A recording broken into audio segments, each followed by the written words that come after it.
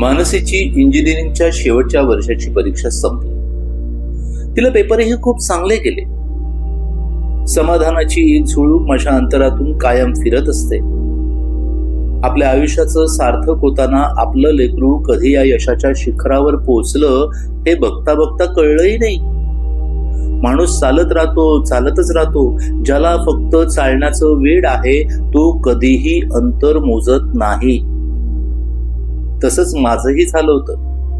आपण किती चाललो याचं कधीही मोजमाप न करता रोजचा दिवस ढकलत चालत राहायचं एवढंच माहित होतं.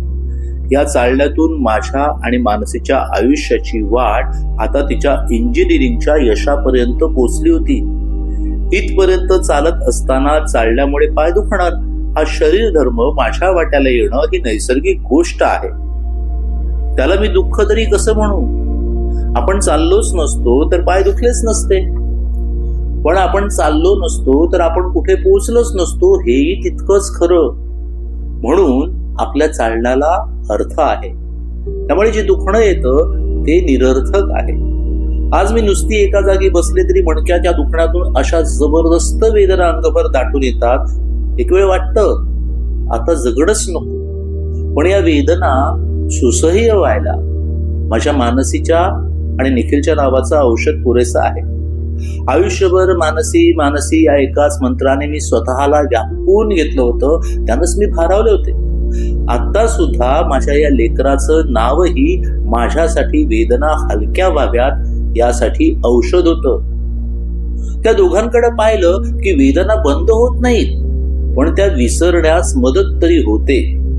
मणक्याचा त्रास होमिओपॅथिकच्या गोळ्यांनी पहिल्यासारखा उरला नव्हता, तरीही त्याच्या वेदना या असह्यच. मसलच्या वेदना वेगळ्या आणि हाडांच्या वेदना वेगळ्या.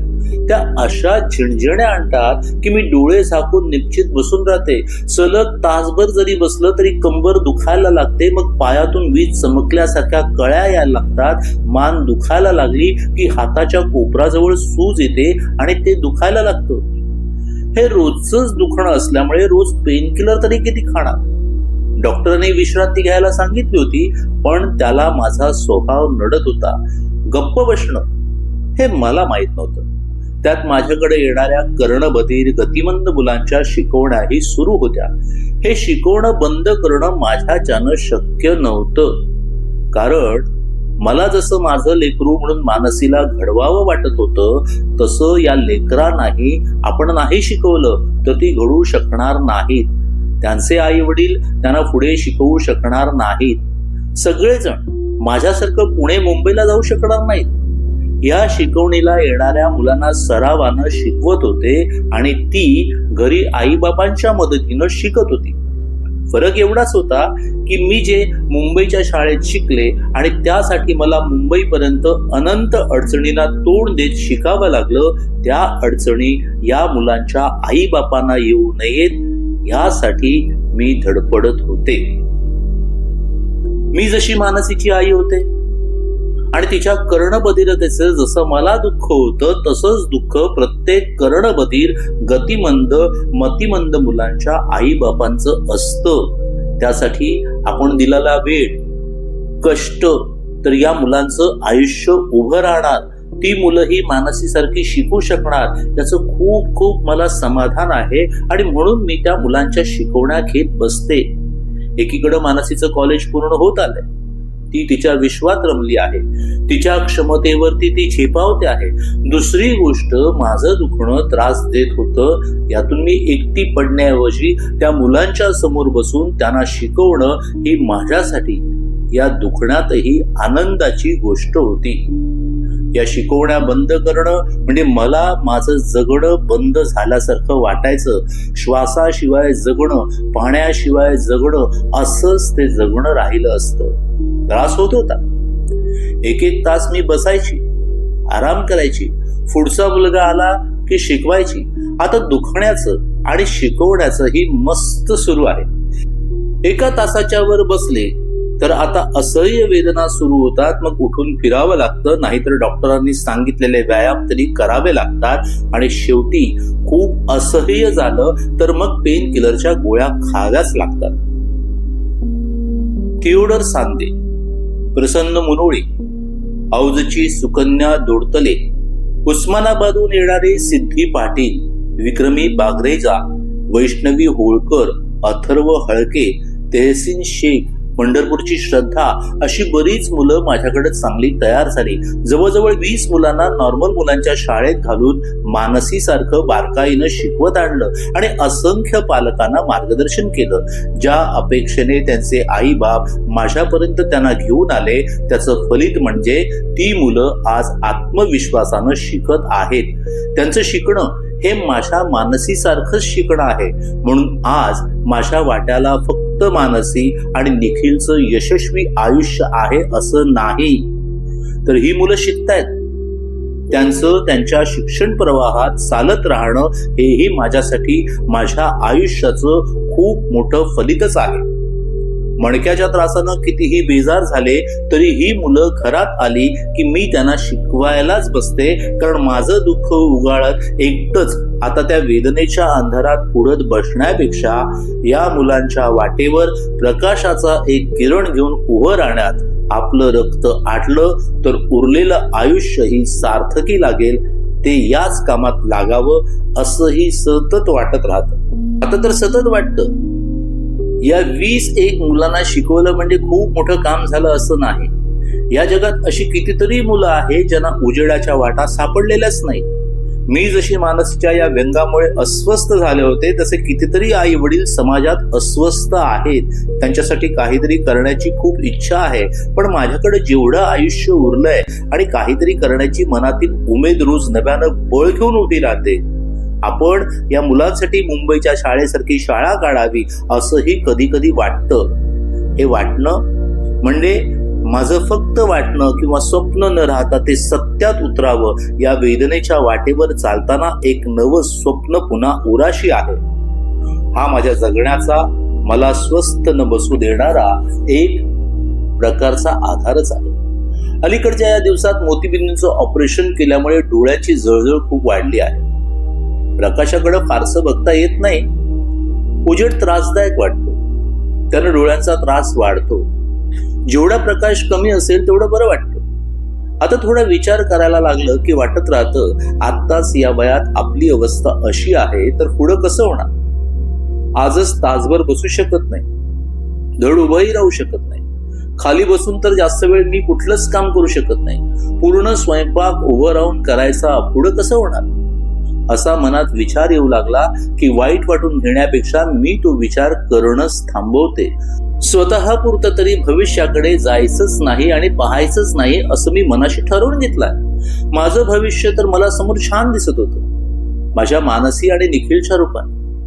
आजचा विचार करणं आणि आजच्या आनंदात रमणं यापेक्षा आपल्यासाठी दुसरी चांगली गोष्ट नाही. आज स्वतःच्या दृष्टीने माझी खूप वाईट परिस्थिती आहे. मी आज माझ्या जगण्यातील कुठल्याच गोष्टीचा आनंद घेऊ शकत नाही. आता असं झालंय की सगळं ध्येय गाठण्याच्या नादात त्या ध्येयापर्यंत पोहोचल्यावर त्याचा उपभोग घेण्यासाठी माझं शरीर साथ देत नव्हतं. आता निखिलही खूप म्हणतो, आई मला नोकरी लागल्यावर मी तुला अमेरिकेला घेऊन जाणार. पण अमेरिकेला जायचं म्हटलं की विमानानं 22 तास प्रवास मी कसं बसू शकणार, मी कसं जाऊ शकणार. म्हणजे आता जायचं म्हटलं तरी इच्छा असूनही मी कुठेच प्रवास करू शकत नाही. आता आनंद मिळवणं हा काही माझ्या आयुष्याचा राहिलेला भाग आहे असं वाटत नाही. या 2 लेकरांच्या आनंदात माझं सगळं सुख सामावलं आहे. पण गमतीनं म्हणतात ना, चणे आहेत तर दात नाही आणि दात आहेत तर चणे नाही, अशी या उर्मिलाची अवस्था झाली आहे. पण मी जेव्हा जेव्हा विचार करायची तेव्हा स्वतःला समजावून सांगायची आपण काहीतरी मिळवतो तेव्हा आपल्याला काहीतरी गमवावं लागतं. मी जर मानसी आणि निखिलच्या रूपाने इतकी मोठी गोष्ट मिळवली असेल तर काहीतरी घालवायला पाहिजेच.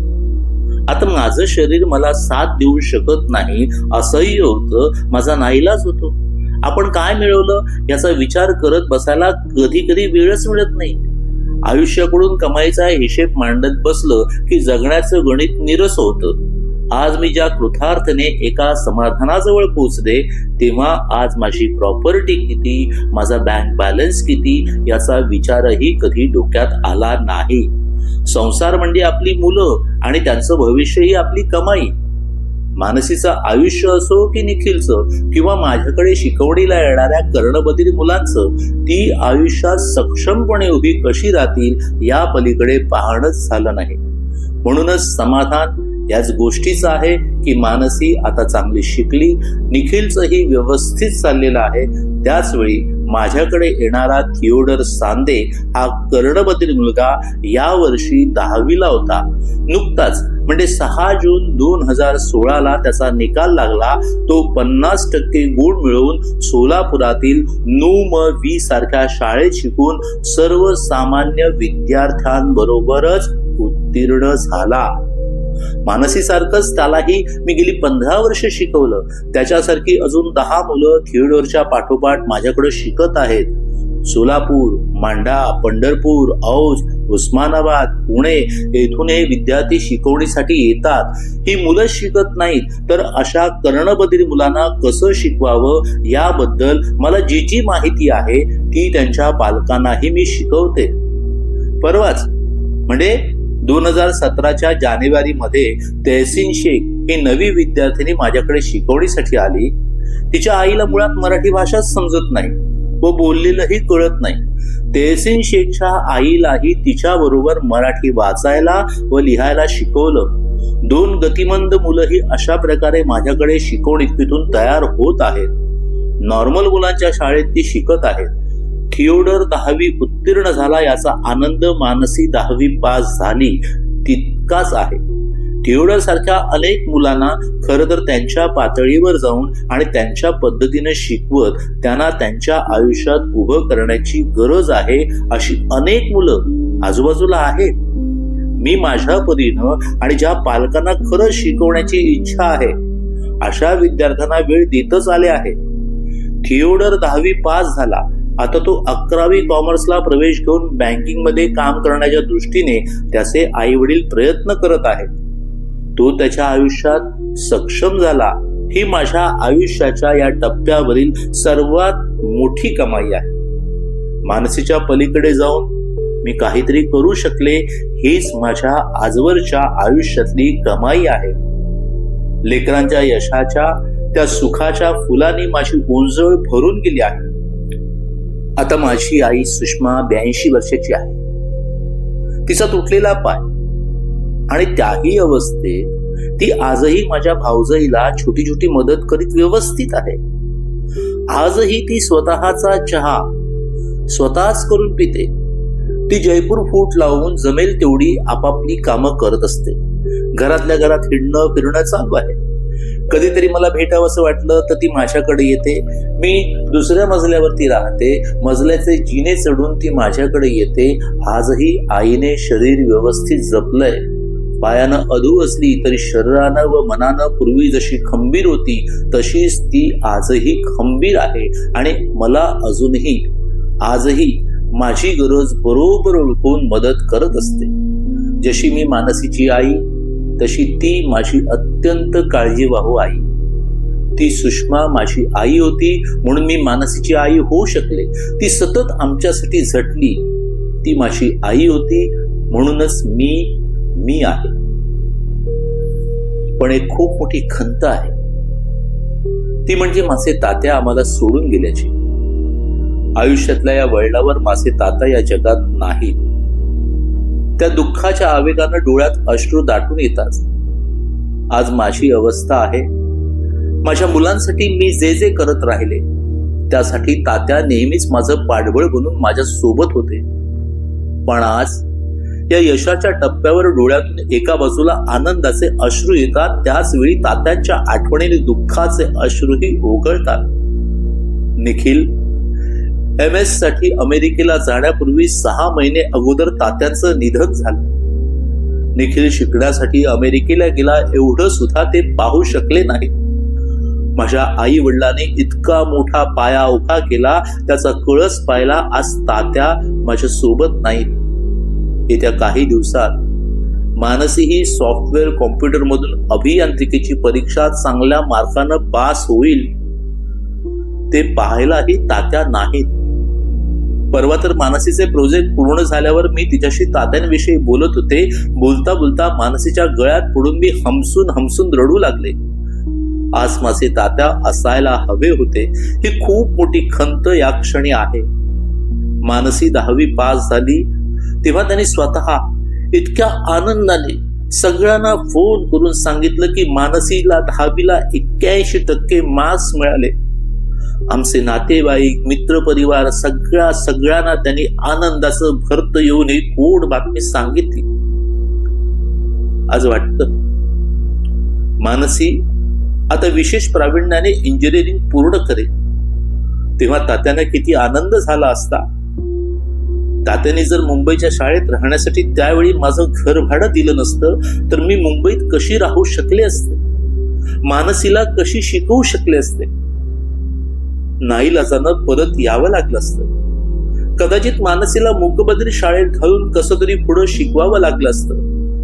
आताचं जे यश आहे ते तात्याने त्यावेळी दिलेल्या आधाराचं यश आहे. म्हणून मी ज्या वेळी आनंदाच्या क्षणी तात्यांना आठवते तेव्हा त्याने दिलेल्या त्या पैशाचा क्षण मला पुन्हा डोळ्यासमोर दिसतो. मानसी डिप्लोमाला असताना ते वारंवार माझ्याकडे यायचे, माझ्याजवळ बसायचे आणि म्हणायचे, उर्मिला, आता तू जास्त काळजी करत जाऊ नकोस. तुझ्या लेकीनं डिप्लोमाला हे चांगले मार्क्स पाडले आहेत. आता तिचं पुढचं आयुष्य सुरळीत होईल. आता तरी तू टेन्शन घ्यायचं बंद कर, काळजी करायचं बंद कर. तुझ्या या दुखण्याच्या त्रासाकडे लक्ष देऊन स्वतःला जग. आता तुझे आनंदाचे दिवस आहेत.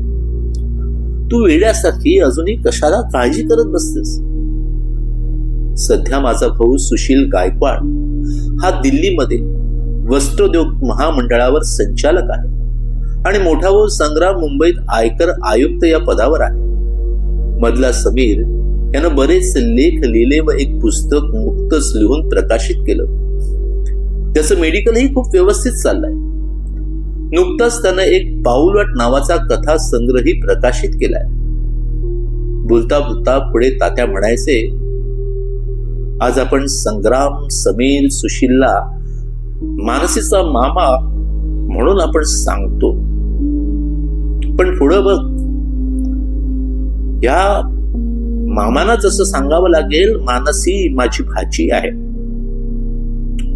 मानसी इंजिनियर होणं, निखिलचं शिक्षण पूर्ण होणं हे सगळं बघण्याची तात्यांची इच्छा होती, पण ते बघू शकले नाही. आता सगळ्यांचं व्यवस्थित आहे, पण ते अनुभवायला शरीर साथ देत नाही. पण मी मनानं खंबीर आहे.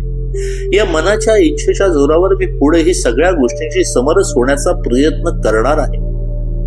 संध्याताई जे म्हणायचा ते मला प्रत्येक टप्प्यावर नेहमी आठवतं. त्या म्हणायच्या, सगळी अवघड आव्हानं तुम्ही पेलली आहेत, तुम्ही समर्थपणे ती निभावून नेली.